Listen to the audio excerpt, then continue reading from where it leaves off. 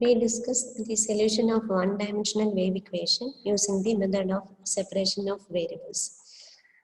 The wave equation is given by dou square y by dou t square equal to c square into dou square y by dou x square,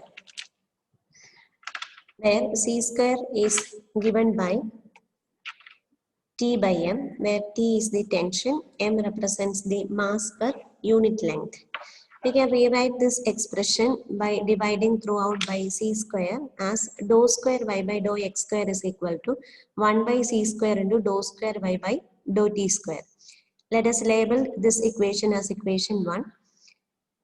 Now assume that the solution of equation 1 is of the form y is equal to x of x into t of t, where x of x is purely function of x and t of t is purely function of small t.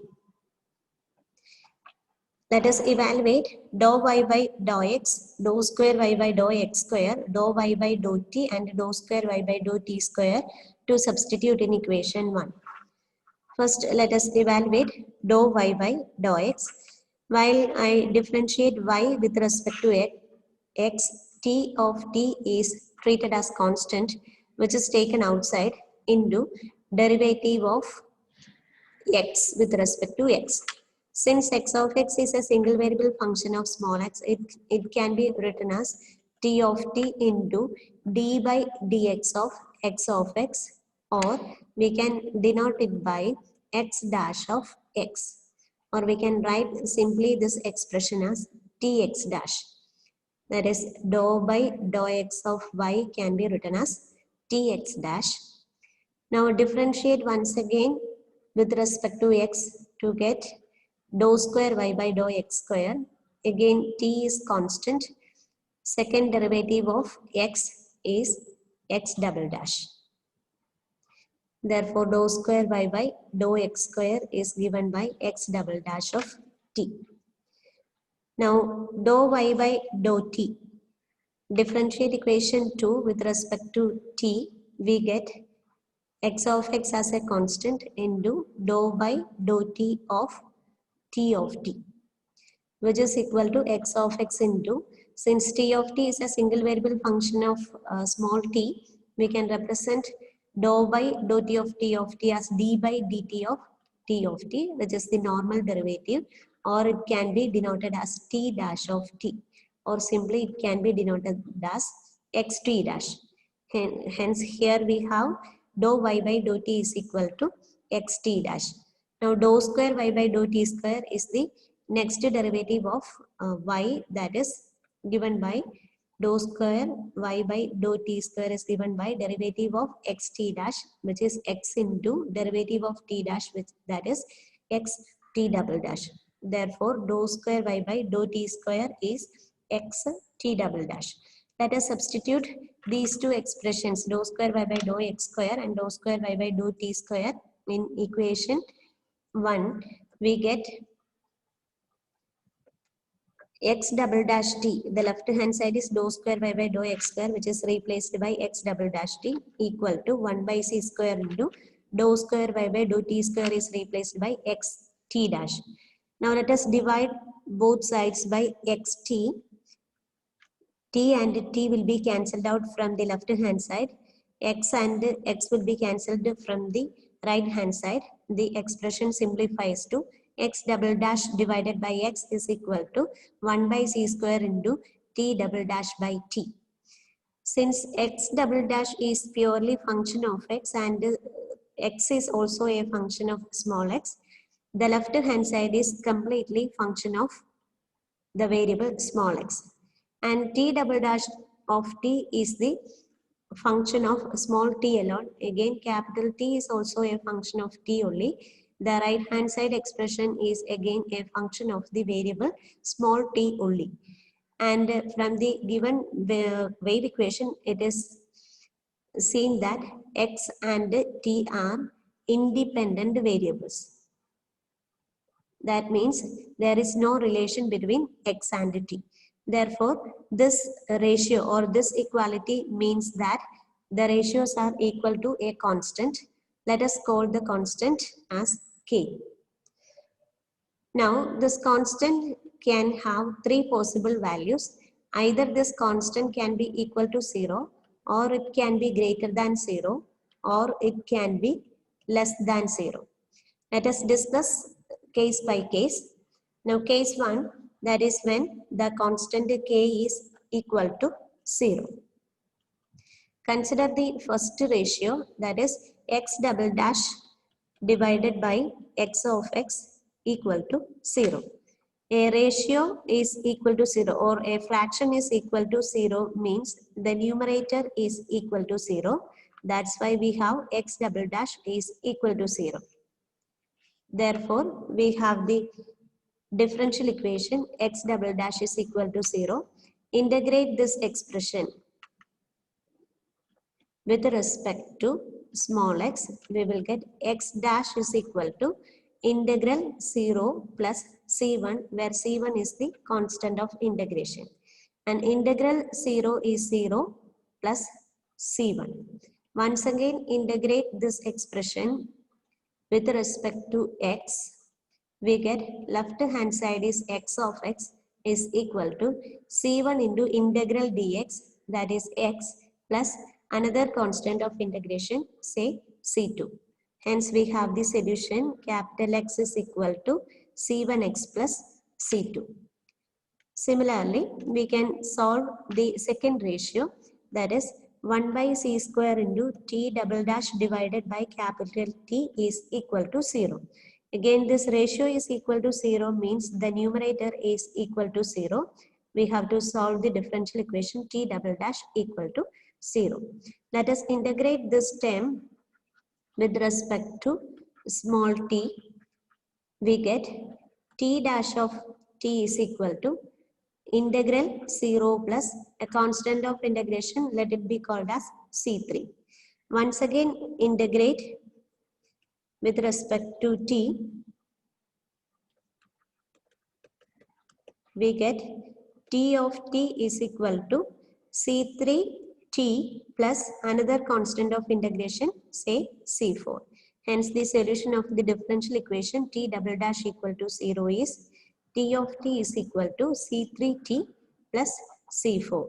Now we can substitute the values of x of x and t of t in equation 2. We get y was x of x into t of t, which is given by y is equal to x of x is c1x plus c2, c1x plus c2 into c3t plus c4, which is the solution corresponding to the constant k equal to 0. Now let us consider case 2, that is when k is positive. Since k is positive, k can be assumed to be a constant, say p square. Now take the first ratio, that is x double dash by x is equal to p square. Try to solve this differential equation, that is x double dash divided by x is equal to p square. Cross multiply by x, we get x double dash is equal to p square into capital X.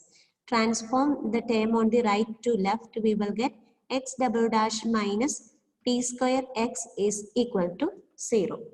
If we write the same in d notation, we can write it as d square x minus p square x is equal to 0. The auxiliary equation corresponding to this differential equation is given by d square minus p square is equal to 0. The roots of the auxiliary equation are d square is equal to p square, or d is equal to plus or minus p. And since p is a positive constant, we have got two different real roots for the differential equation, for the auxiliary equation. Therefore, the solution corresponding to this differential equation is given by c1 e raised to px plus c2 e raised to px. Now, let us consider the second ratio, that is 1 by c square into t double dash by t is equal to p square. Cross multiply by c square t, we get t double dash is equal to p square c square into capital T.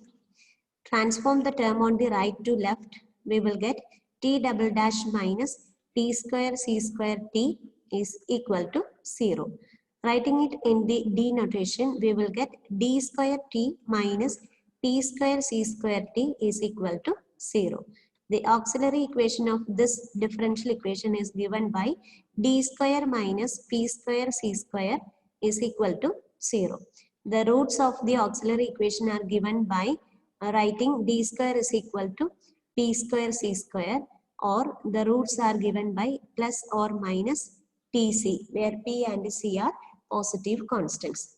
Since the roots are real and distinct, the corresponding solution is given by t of t is equal to c1 e raised to p ct plus c2 e raised to minus pct. That is, we have got the solutions x of x and t of t. Substitute in the expression y of xy is equal to x of x into t of t. We get y of xt is equal to c1 e raised to px plus c2 e raised to minus px into c3 e raised to cpt plus c4 e raised to minus cpt. Now let us consider the third case, that is when k is negative. If k is negative, k can be assumed to be a constant, say minus p square. Now take the first ratio, that is x double dash is equal to minus p square.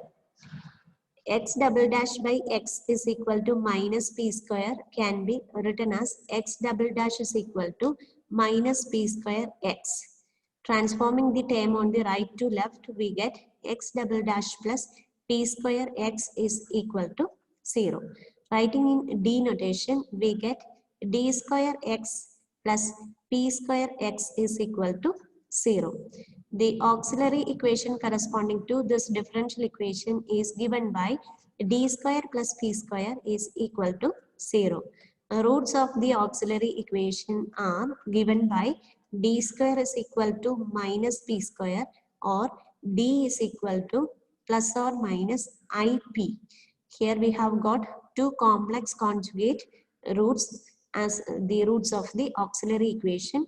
Therefore, the solution corresponding to this differential equation are given by e raised to 0x into c1 cos px plus c2 sin px, which can be written as c1 cos px plus c2 sin px. Now let us consider the second ratio, that is 1 by c square into t double dash by t is equal to minus p square, which can be written as t double dash is equal to minus p square c square into capital T. Transform the terms on the right to left, we will get t double dash plus p square c square t is equal to 0. Writing it in d notation, we get d square t plus p square c square t is equal to 0. The auxiliary equation of the differential equation is given by d square plus p square c square is equal to 0. The roots of the auxiliary equation are given by d square equal to minus p square c square, or d is equal to plus or minus I times pc. Here also we can see that the roots are complex conjugate roots. Hence the solution t of t is given by e raised to 0t into c3 cos cpt plus c4 sin cpt. Therefore, we have the values of t of t and x of x, which can be substituted in the expression y of xy is equal to y of xt is equal to x of x into t of t. The value of x of x is c1 cos px plus c2 sin px, and value of t is c3 cos cpt plus c4 sin cpt. We have got the solution of this partial differential equation as y of xt equal to C1 cos Px plus C2 sin Px. Now, let us write all the possible solutions of the wave equation. The solution corresponding to k equal to 0 is given by y of xt equal to c1x plus c2 into c3t plus c4. The solution corresponding to k is positive is given by y of xt is equal to c1 e raised to px plus c2 e raised to minus px into c3 e raised to cpt plus c4 e raised to minus cpt. And the solution corresponding to k is negative is given by y of xt equal to c1 cos px plus c2 sin px into c3 cos cpt plus c4 sin cpt. Now, already we have seen that x is a value which is the distance of the point from the initial point can lie between 0 and L. But t is the time which can lie between 0 and infinity, as the upper limit for the time cannot be fixed. Now, let us observe the behavior of each functions. As time t tends to infinity, this y of xt also tends to infinity. Hence, it cannot be treated as a solution of the wave equation. Again, for the second solution, as t tending to infinity, e raised to cpt tending to infinity. Hence, the second solution also tends to infinity. But about the third solution, even if t tending to infinity, the solution does not tend to infinity. It appears as a finite value. And we can observe that the expressions which are given in this solution are the trigonometric functions whose graphs are wave expressions.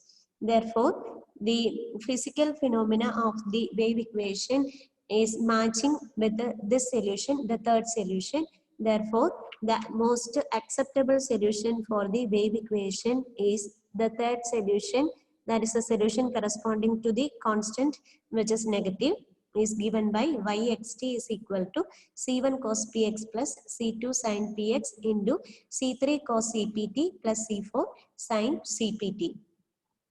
We have given the explanation that the solution which is consistent with the physical nature of the problem is the solution that contains trigonometric expressions, as they are periodic functions, because the wave expressions are periodic functions. Therefore, the acceptable solution of the wave equation is given by yxt is equal to c1 cos px plus c2 sin px into c3 cos cpt plus c4 sin cpt. Thank you.